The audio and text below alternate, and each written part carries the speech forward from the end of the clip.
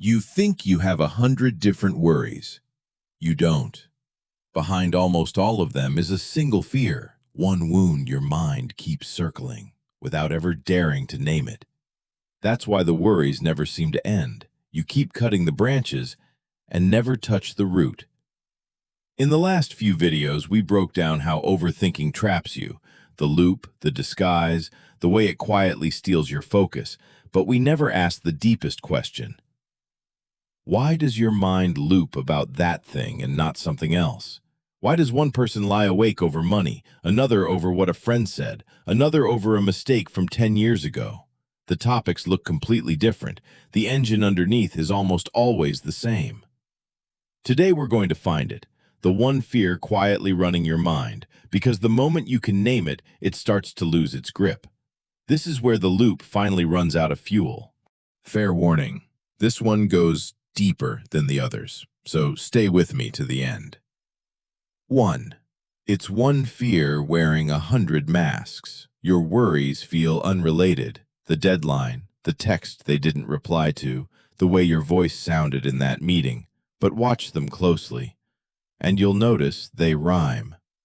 Underneath the money worry, and the relationship worry, and the career worry, there's usually a single sentence your mind is terrified is true. Something like, I'm not enough, or I'll be left, or I'm not safe.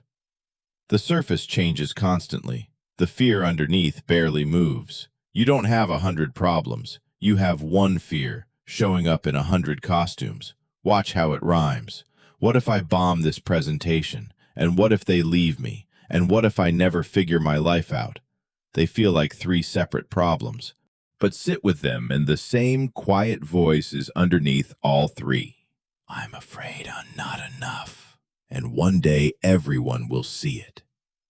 2. The mask is the point. Here's the strange part. Your mind hides the real fear on purpose. It's easier to obsess over a spreadsheet than to actually feel, I'm afraid I'll never be enough. So the mind hands you a smaller, more solvable-looking problem to chew on, a decoy, and you spend all night solving the decoy and wake up just as anxious because you never once went near the real thing. Overthinking isn't your mind trying to face the fear, it's your mind trying to avoid it, while looking to you like hard work. It's the mental version of scrubbing the entire kitchen to avoid one hard phone call. The activity feels productive. It's really just a place to hide. 3. Follow the thread down. So how do you find the real one? There's a technique therapists use called the downward arrow. You take the surface worry and you keep asking one question. And if that were true, what would it mean about me? I'll miss the deadline. And if I did, they'll think I'm careless. And if they did, they'll stop trusting me. And if they did, I'll end up alone. Keep pulling that thread, and in 4 or 5 steps, a spreadsheet becomes something much older and much deeper. That bottom step, that's the root. That's what you've actually been afraid of the whole time. And here's the tell that you've found it.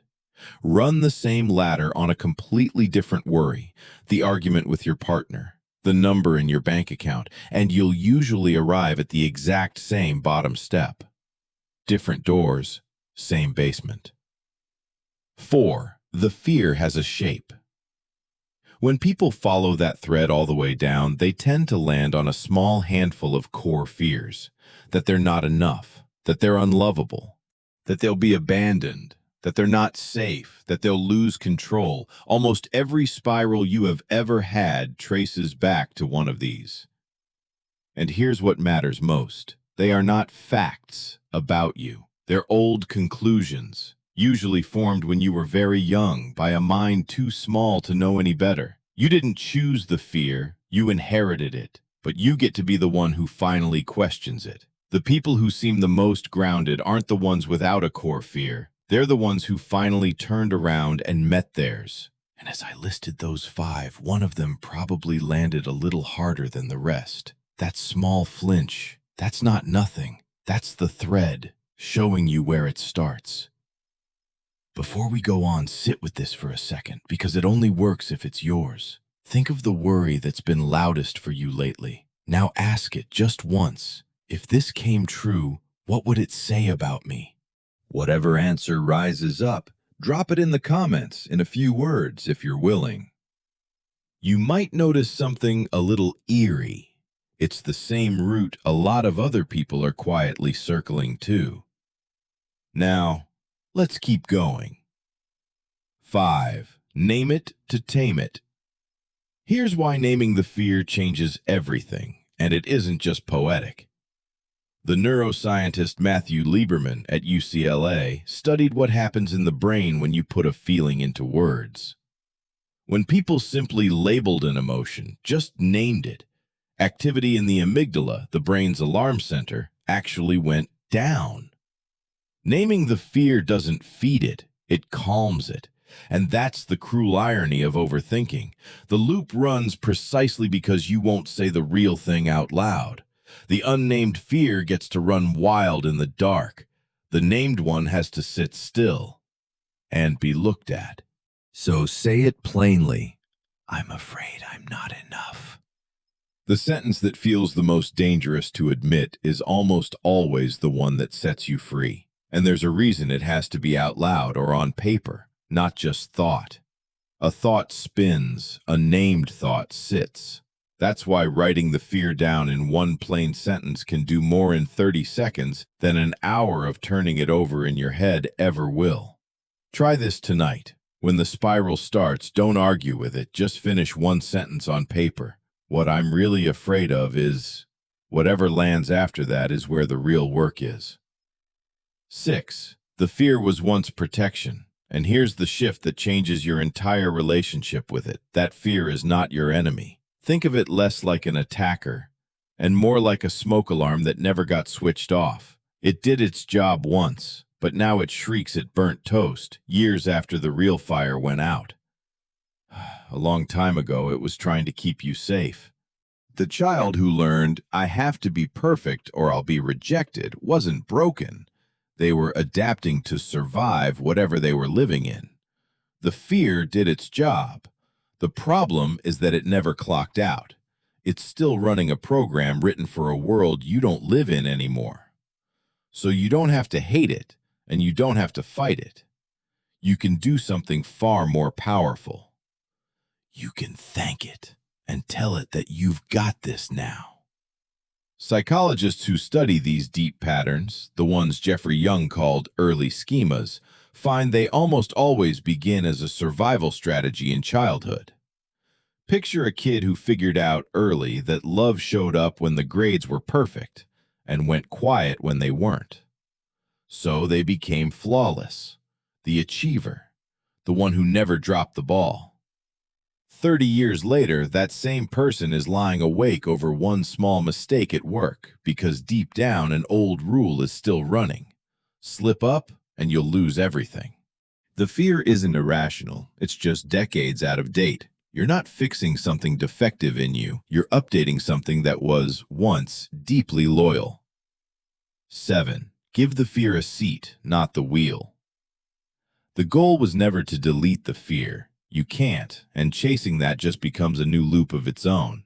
The goal is to let it exist without letting it drive. Picture it like a frightened kid riding shotgun, the same younger version of you it's been trying to protect all along. They're allowed to be there. They're allowed to be scared. They just don't get to grab the wheel. You feel the fear, I might not be enough, and you make the call, send the message, take the risk anyway. That isn't fearlessness. Fearlessness is a myth. That's courage. Doing it while the kid in the passenger seat is still screaming, and slowly teaching them, trip by trip, that you survived. In therapy, this is sometimes called willingness, the choice to carry the fear with you toward what matters, instead of waiting for it to disappear first. Because if you wait to feel ready, you'll wait forever. That kid never volunteers to get out. Try this. The next time the fear says, not yet, not until you're sure, treat that as the signal to move, not the reason to stop. So here's what the loop was really about all along. It was never the money, or the message, or the mistake. It was your mind circling a wound it never let you turn and look at directly. Every spiral was a door you kept sprinting past. And naming the fear, actually saying the sentence you've spent your whole life avoiding, is the first time you stop running and turn to face it. In the age of AI, when everything outside you is engineered to keep you distracted from everything inside you, that act of turning inward and naming the real thing might be the rarest, bravest move a person can make. The one who finally stops and opens that door doesn't just get calmer, they get free. Not free of fear, free of hiding from it. Because you were never going to think your way out of a fear you refused to name. That's why all the analysis failed.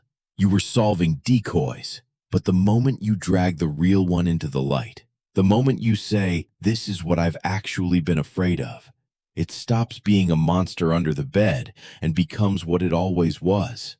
A scared, outdated thought trying to protect a younger version of you. And that younger version deserves compassion, not contempt. You wouldn't scream at a frightened child for being scared. And learning to speak to yourself the way you'd speak to them isn't soft. The psychologist Kristen Neff, who pioneered the research on self-compassion, has found that treating yourself with the kindness you'd give a friend is linked to measurably lower anxiety, not higher. Being gentle with yourself doesn't make you weaker, it makes the fear quieter. You don't have to kill it, you just have to stop letting it live in the dark. Your mind was never broken. It was guarding a door it was afraid to open, and you were always allowed to open it. But naming the fear is only the first move. The harder, deeper work is what comes next, actually rewriting the old belief underneath it so it stops reforming every time life gets hard. That's exactly what the next video is about. So subscribe and stay for it, because a mind you finally understand is a mind you can finally change. And before you go, tell me in the comments, what was the root fear you found when you followed the thread all the way down? Naming it here is where it begins to loosen its grip. The fear was never the enemy. Living your whole life without ever daring to name it, that was.